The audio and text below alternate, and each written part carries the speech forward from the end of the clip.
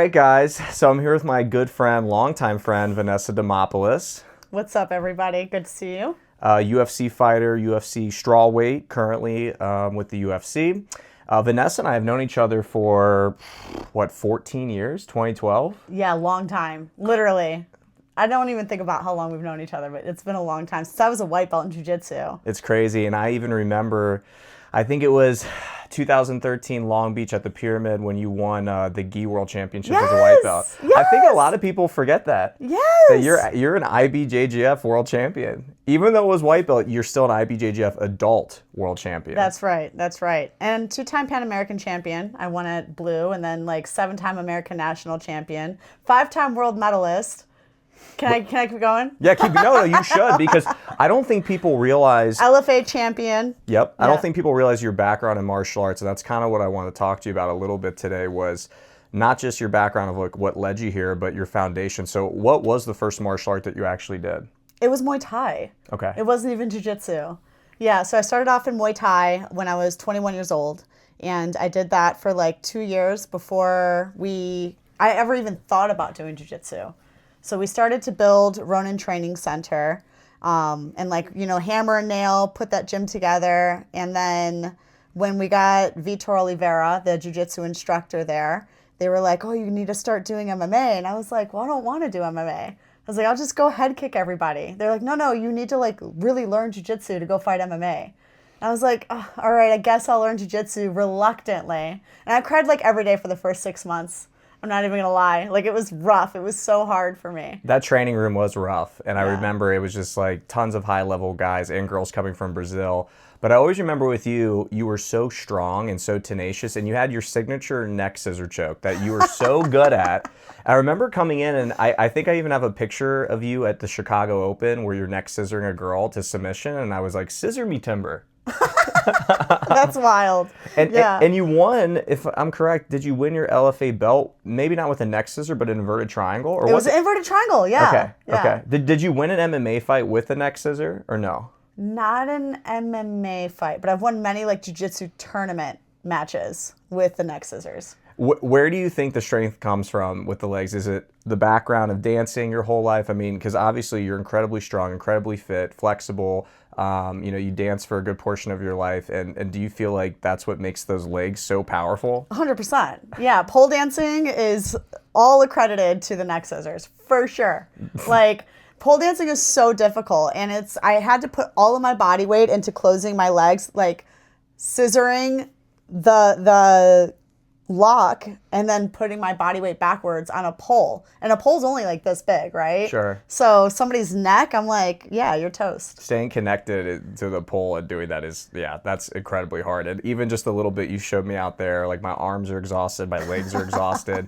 I don't know how dancers do it. I have so much respect because that is a tough, tough job. Yeah, it's rough, yeah. What made you want to even be a professional fighter? When you first got into it, was it the idea of just learning a new art? Or was it right out the gate, I want to be a professional fighter or a UFC fighter? What was that goal? To be honest, UFC wasn't on the table when I first started.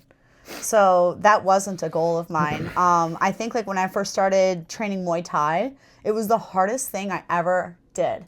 And it was one more thing where I felt I had so much potential in life and I never did anything with it. It's there were so many things that at that time I was I could do that if I wanted to. I just don't want to put in the effort.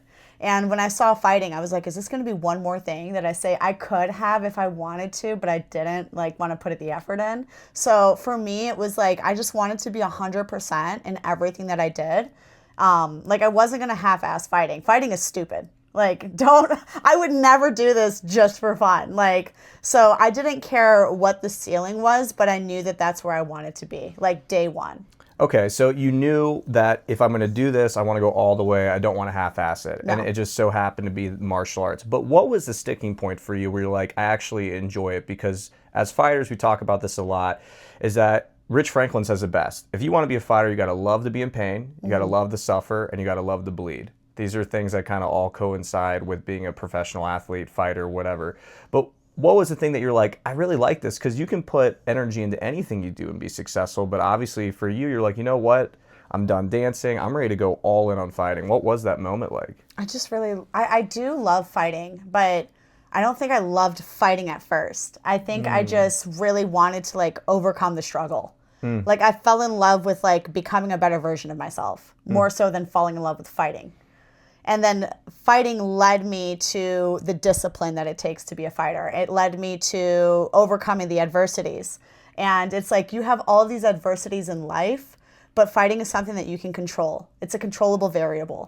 Like you can control how, like, what is your breaking point before you quit? Absolutely. Right? So I think that was the part that I fell in love with. And then obviously I fell in love with the martial arts and fell in love with learning and solving the puzzles and like learning the different aspects of fighting. But initially it truly was just like trying to better myself every single moment that I could. Absolutely. That's awesome. And I love hearing that. And I think too, for myself, when people have asked me like what's made you want to do martial arts this long in your life and still compete, I say the same thing. It's like I never felt like I just want to hurt somebody. I'm like, I got to beat this guy up. I want to see red. I see blood. For me, it was overcoming my own demons, my own fears. You know, am I adequate? Am I good enough? Can I win? Can I compete? Can I be this strong person? And also, I personally too love competition, as I'm sure you do too. So for me, fighting is competition. It's truly nothing personal. I just want to win.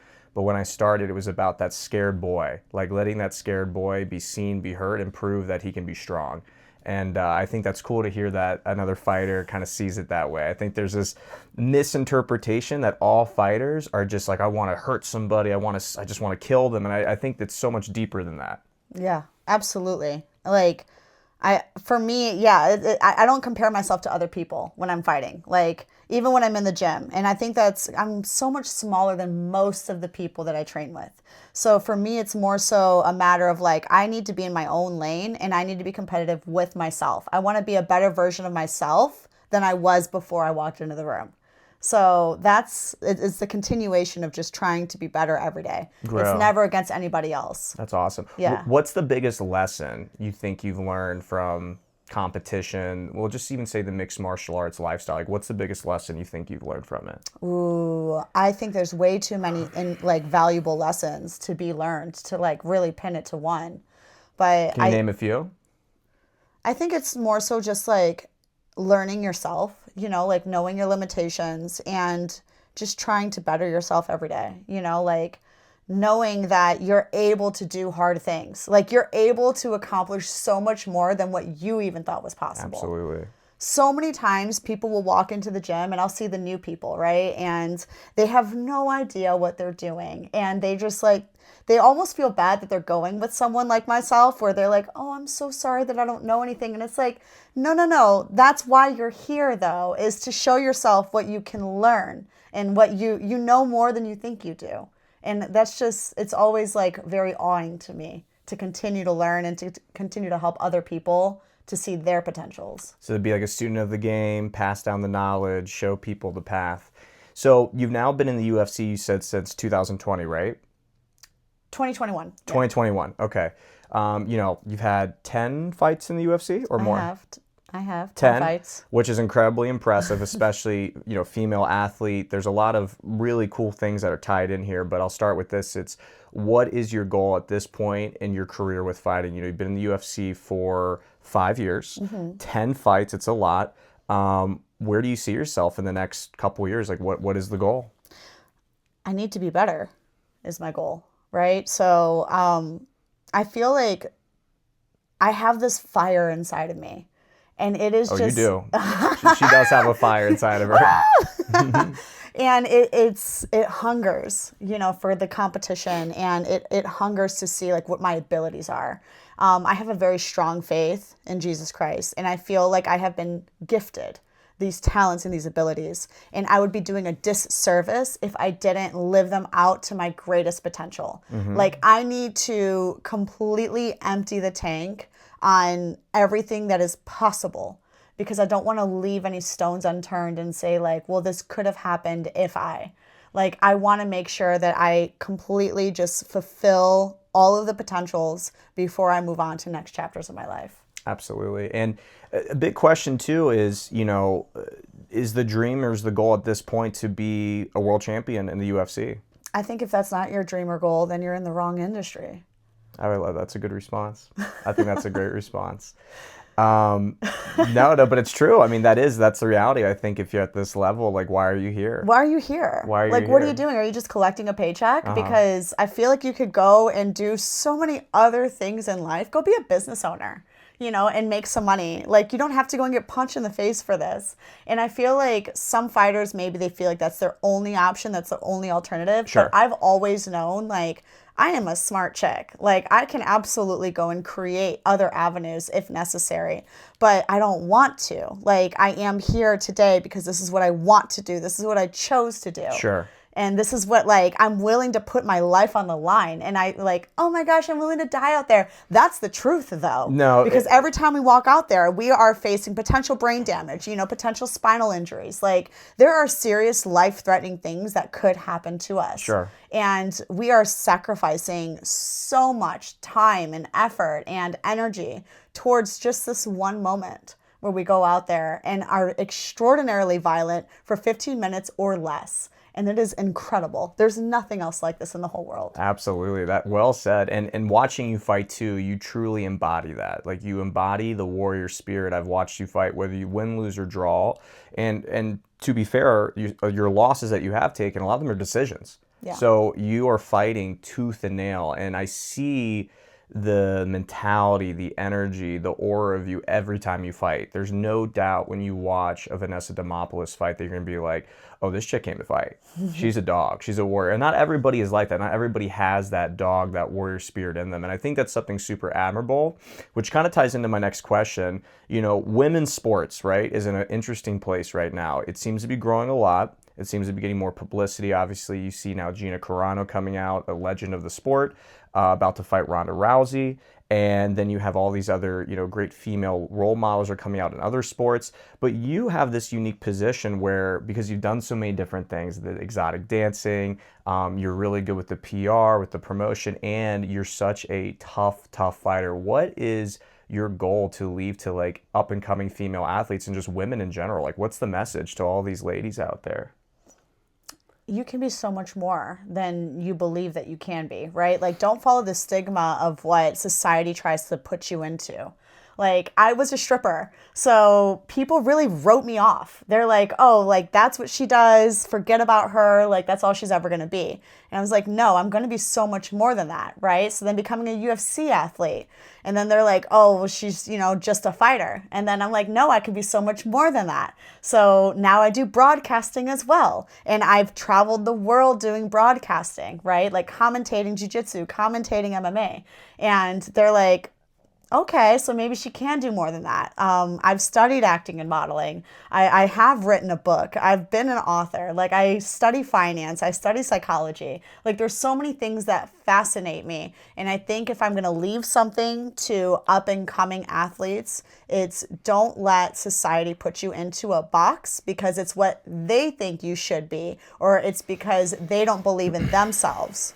You can do so much more than what you believe you can. Absolutely. Beautifully said. And I think that goes across the board, guy or girl, the message you said.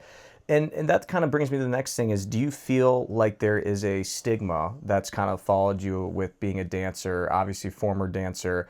Do you feel like that's impacted you good, bad, and different with being a professional fighter, or even just relationships of meeting people that find that, you had an exotic dancing history or career? I think it's almost like it thins the veil for me where I can see people's truer intentions, right? Because I was an entertainer. So they're like, to me, I see what their intentions are towards me, right?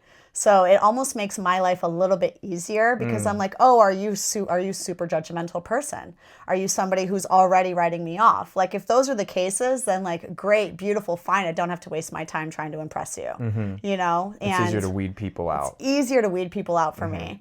Yeah, but I think overall, I've had very positive feedbacks, and I don't think I like live in that energy anymore. So I don't get, people actually forget that I used to be a dancer. Sure. At this point. Yeah, it's like newer people that are getting to know me and like the fan base now, like they don't think that that's what I ever did, right? When's the last time that you danced, like professionally, so to speak, at a club or? Oh, You remember the I year? retired December 2021. So right around the time.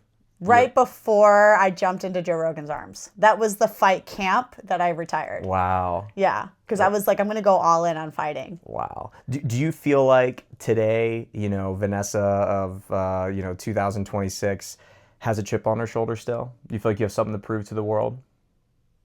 No, I don't give a fuck about the world. I really don't. Like, I Beautiful. love absolutely everybody, but I don't give a fuck about their opinion, right? Because the fact of the matter is like, having 10 fights in the UFC, I've won, I've lost, right? So with that, it's like, I've had haters after some wins. And I've had even worse haters after my losses. And it's like, I don't go out there to impress you. I don't give a fuck how much money you bet on me to win or lose, right? Like, that's your prerogative. I'm going out there for myself. And I'm going out there because I want to win. I want to be a better version of me. I want to compete. These are things I want to do. And other people's opinions would absolutely bury me if I let them. Sure. Because they are vicious. So no, I don't care at all. But I absolutely love people so much. And I think that's the part that gets me sometimes, because I love people so much and I do care, but I can't care about the negativity. Sure. You have to just sound all the noise out when it comes time. What did it feel like getting your first win in the UFC? What was that moment like? Euphoric. Yes, like bliss, like absolute. I couldn't believe that it had happened. The coolest moment of your life, or just a cool moment?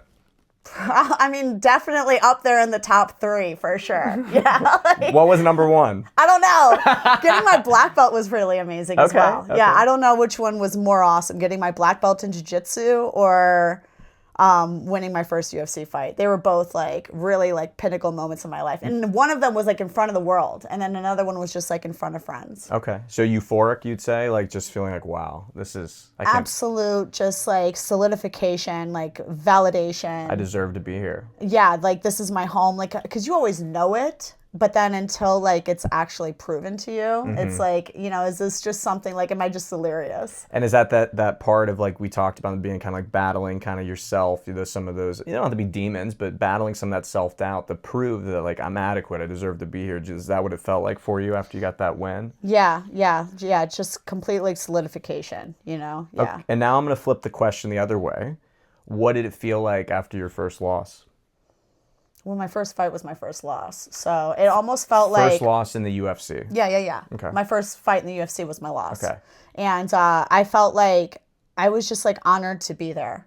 Okay. Happy that you were there. I was honored to be there, but I was also like crushed, right? Because it's like, I'm a competitor, I'm an athlete, and like you want to win. And there's no world where losing is okay. Absolutely. So it hurt, and it is very soul crushing, but I was also like, I'm here and I have an opportunity to make something better from this, So it sucks, and you got to like go away and lick your wounds a little bit and heal, emotionally heal. Sure. Because physically I was fine. Sure. But emotionally I was absolutely broken.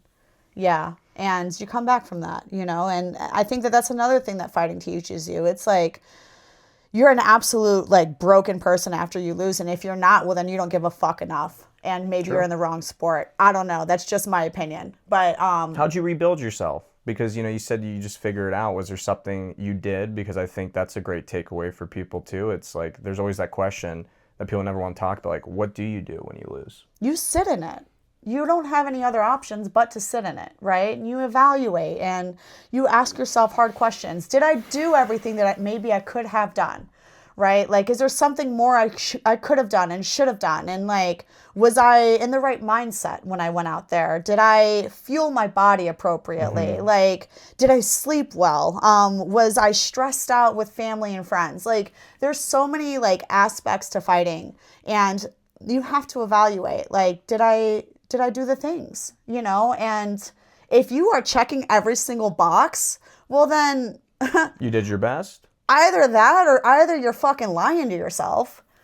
Like, there's got to be some sort of self-accountability if you ever want to get better and grow past it, right? Sure. Because if there really truly was nothing more that could be accomplished and you still lost, well, then there's no results. Like, there's nothing to change. There's nothing to shift. And then you're going to have the same results. Sure. So you should always be reevaluating. Is that kind of like... And take accountability, Now, you know? what about after a win? Same way? Like, you still look for ways to improve, or you just say, I got the W, it's time to move on?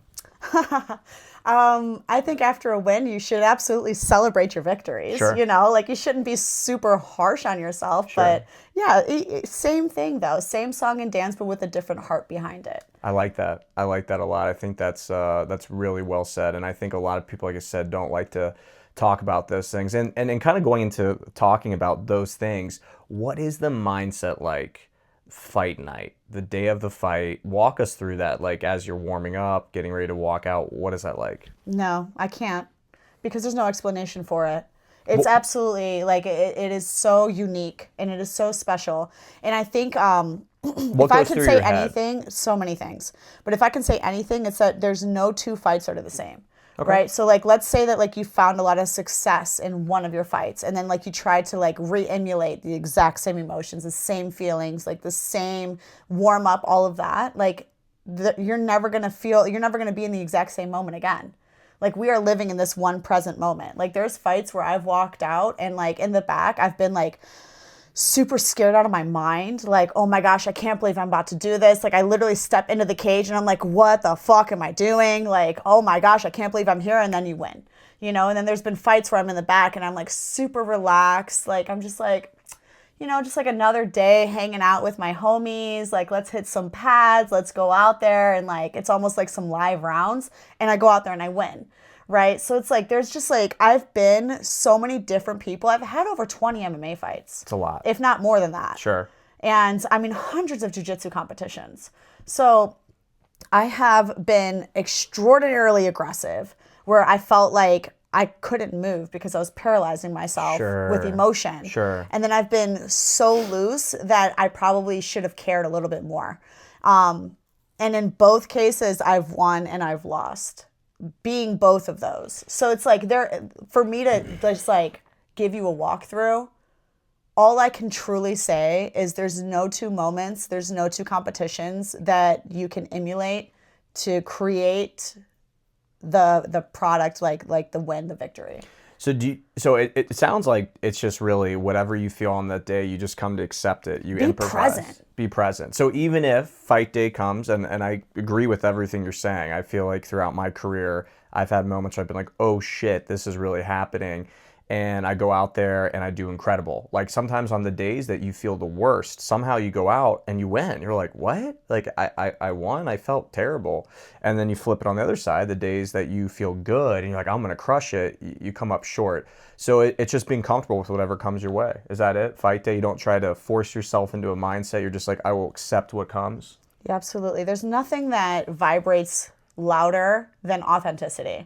So you have to be authentically yourself, present in that moment, and that is what's going to breed success. I like that. And just roll with the punches. No pun Literally. intended. No pun intended. No, I love that. And going into another part of chapter that's kind of outside of fighting, but obviously because of the unique career that you have, what is dating like as a female fighter? Like, what does that look like?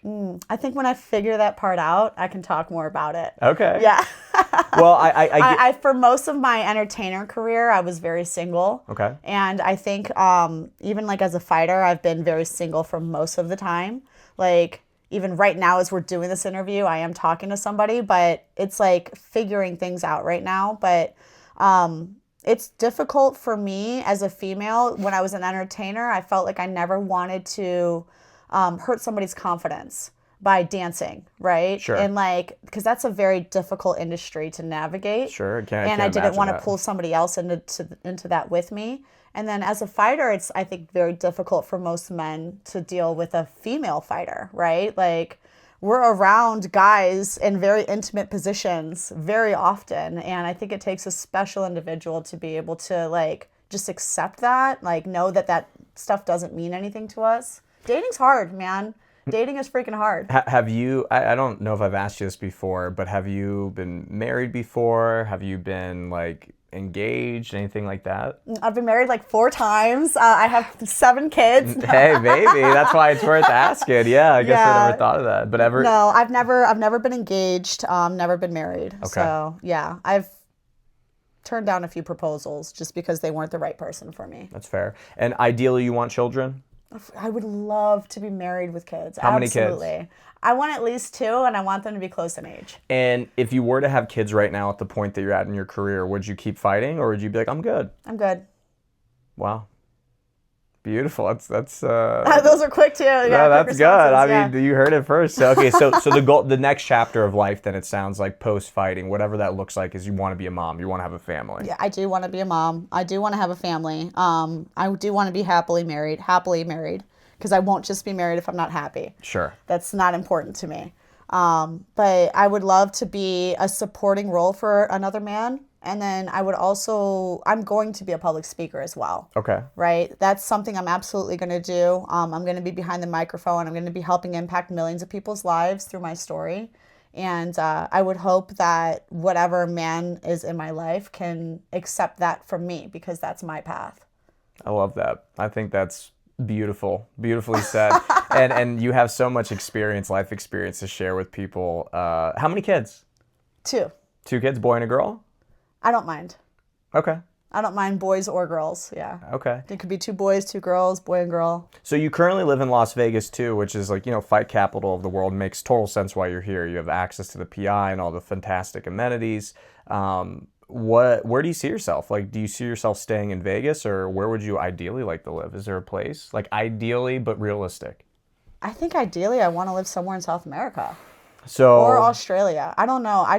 Get me out of America. So nothing wrong with America. I love America. This place is great and all of that. But Wowie? I really enjoy the lifestyle in other countries. So you could see yourself raising a whole family, doing the whole thing in another country. Yes. Amazing. And bringing it back to that point, you grew up in Greece for a period of your life. What ages was that? When I was younger, so like preschool and kindergarten, we start school sooner over there. So I think we moved there when I was maybe like 3 or 4. I'm not really certain. And then came back when I was maybe like 6 or 7. I'm not really certain, but like somewhere around there. I actually like stayed there for some time because I was raised with my grandparents, and then we used to go back like every year.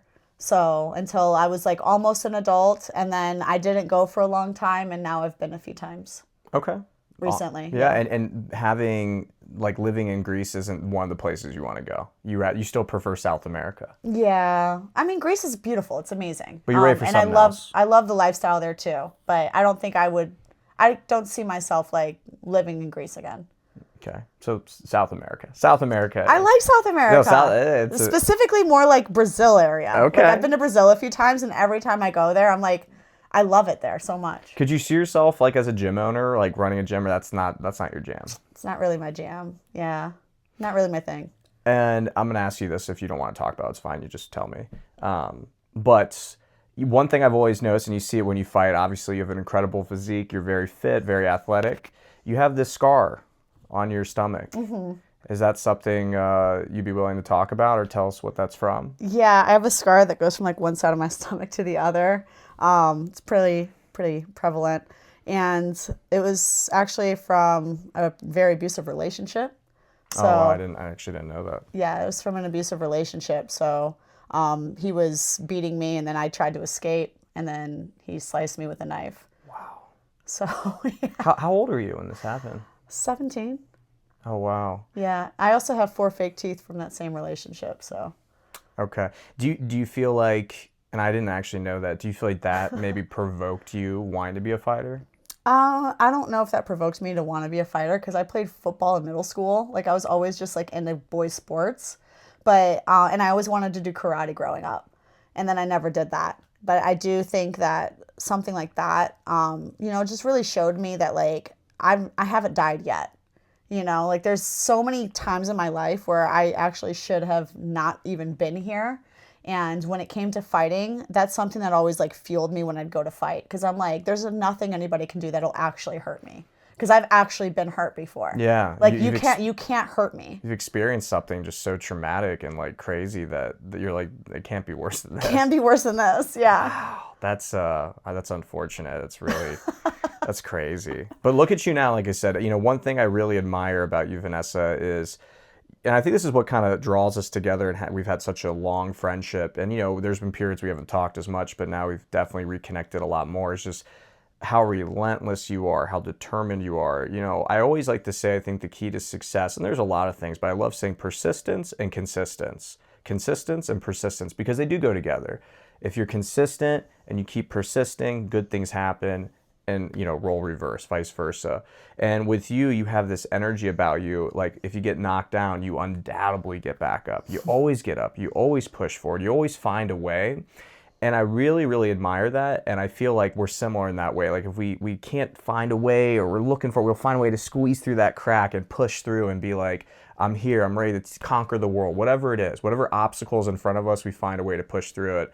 And watching your career and seeing you have, you know, the highest of the highs and the lowest of the lows, you're still here, you're still growing your brand, you're still an athlete, you're training, you're doing all the right stuff, and it's really, really inspiring. And so I leave you with the final question. What is your message to the world? It doesn't matter what other people perceive of you. You can overcome and become something so much larger than even you can expect of yourself.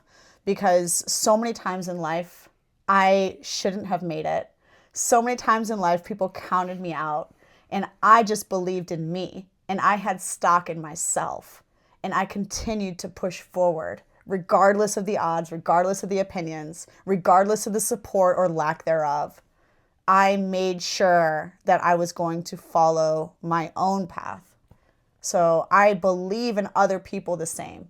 And I truly believe that if somebody truly wants something, that they can find some sort of a way, an avenue to become a part of their dreams. I love that. Beautifully said. Thank you so much. I'm so happy we did this. Wowie, wow, wow. Vanessa Demopoulos, ladies and gentlemen. Thanks, guys. See you. Thanks. That was great.